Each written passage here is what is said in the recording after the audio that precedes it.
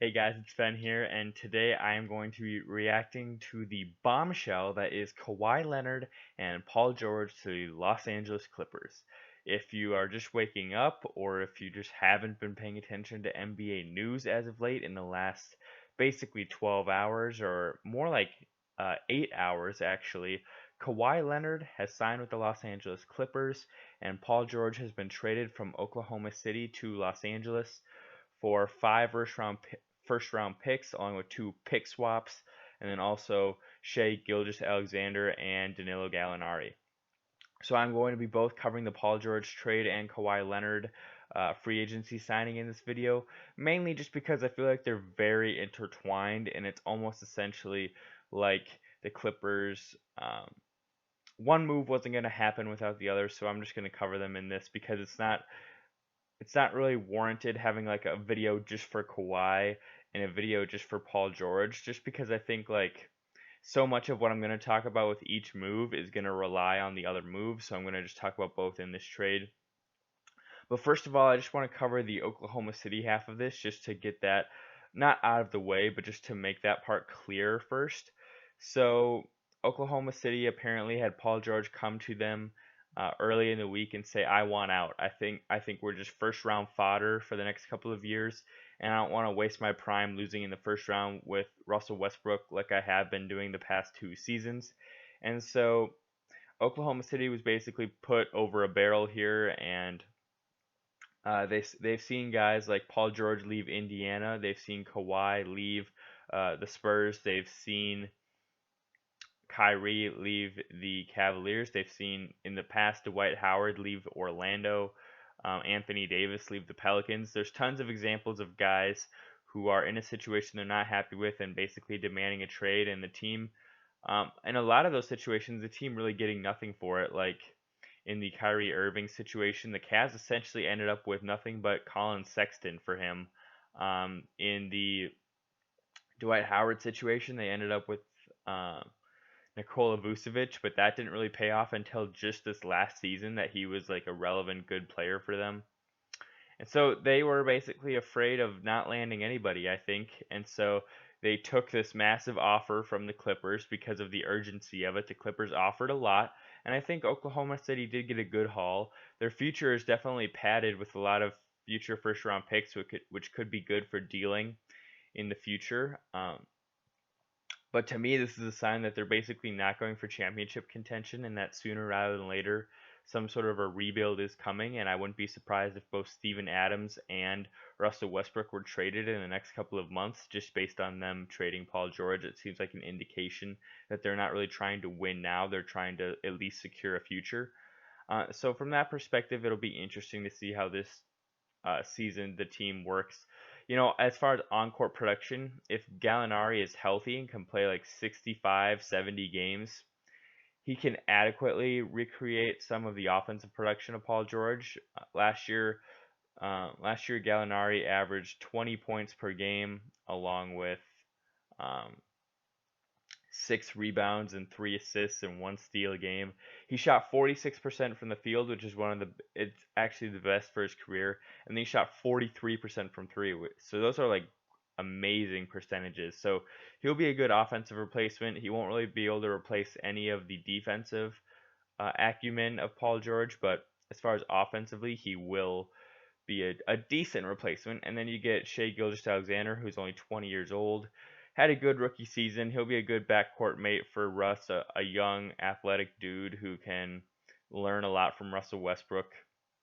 Last year, Shea averaged 11 points, um, 3 rebounds, 3 assists, 1 steal per game, shot 48% from the field and 37% from three. So again, decent shooting splits for those two guys, and I think that Oklahoma City got a pretty good haul considering they got the 5 first round picks, and then they got two pick swaps, which means that they can swap if they have a lower pick than the Clippers, they're allowed to trade with them to get a higher pick. So they almost essentially, you'd say, got basically 7 first round picks from them. So that's a pretty great deal for Oklahoma City, about what I'd expect for a superstar, honestly.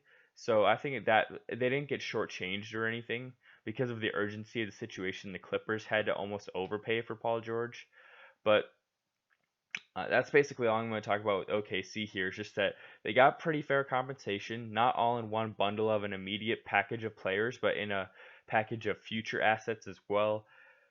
So now from the Clippers perspective, I think that they did a great job in that they essentially traded little of their actual personnel.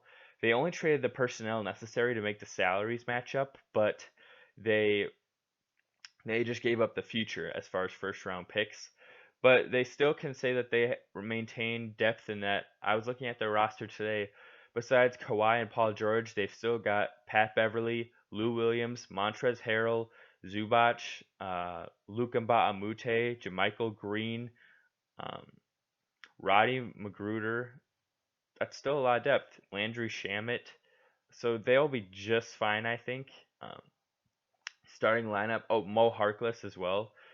Starting lineup's probably going to look like Pat Beverly, Paul George, Kawhi, Mo Harkless, and Zubac. Unless they want, like, they can basically choose between JaMychal Green, Luka Mbamute, and Mo Harkless, who they want to start at that power forward slot, because they're going to basically bring Montrezl Harrell off the bench along with Lou Williams.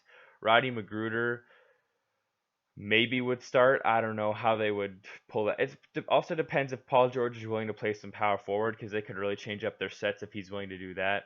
Like at the end of games, you could have a set of like, um, essentially their death lineup will be Pat Beverly, Lou Williams, Kawhi, Paul George, and Montrezl Harrell. That's going to be like their end of game lineup, I'm pretty sure. But again, you can mix and match Luka Mbamute, Mo Harkless, Roddy Magruder. Those guys are pretty interchangeable. Like Roddy Magruder can play the 2 or the 3. Paul George can play anywhere between the 2 and the 4. Kawhi can play the 2 or the 3. Lou Williams the 1 or the 2. Montrezl Harrell the 4 or the 5. You got a lot of guys that can basically play multiple positions, and the possibilities of lineup combinations are very vast, and so I think that's very good for Los Angeles. So Paul George fits in great. He can shoot it, he can space it, he can create his own shot off the dribble. He can basically play off Kawhi very well in that if Kawhi wants to be a little bit more ball dominant on certain nights, Paul George can be more of the catch and shoot guy. But if Kawhi is less ball dominant on a certain night or just not feeling it as much, Paul George can take the ball, create off the dribble for himself, and not be the catch and shoot guy, but be the offensive creation guy.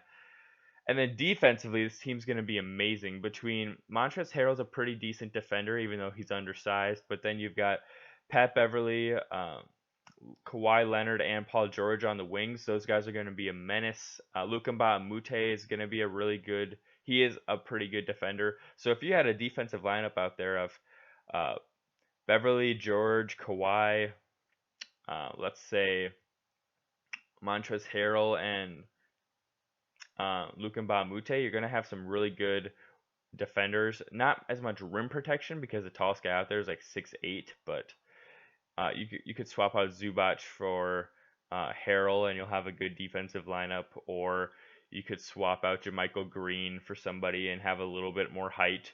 But defensively, they will be a very good team. And then I like offensively, as I said, I like Paul George. The spacing is a big thing. This team is so well spaced. Pat Beverly can shoot it. Kawhi can shoot it. Paul George can shoot it. Lou Williams can shoot it. The only guy that will be playing major offensive, that will be playing major minutes and will be an offensive threat will be Montrezl Harrell. But I mean, you can afford to have one guy who can't shoot it, like the Rockets with Clint Capella, or the Warriors with Draymond Green. You're fine if you have one guy. It's when you get to like 2 or 3 guys that can't shoot it on the court at the same time where you have a problem. Like the Lakers when they were playing like Rondo, Lonzo, LeBron, JaVale McGee, and fill in the next slot. That was when there's times when there's trouble, because basically between Rondo, Lonzo, and McGee you don't have shooters. But that's irrelevant to this. But okay, so let me get to the Kawhi Leonard signing. I was shocked by it. I did not expect this. I was guessing he was probably going to go back to Toronto, but maybe Los Angeles Lakers too.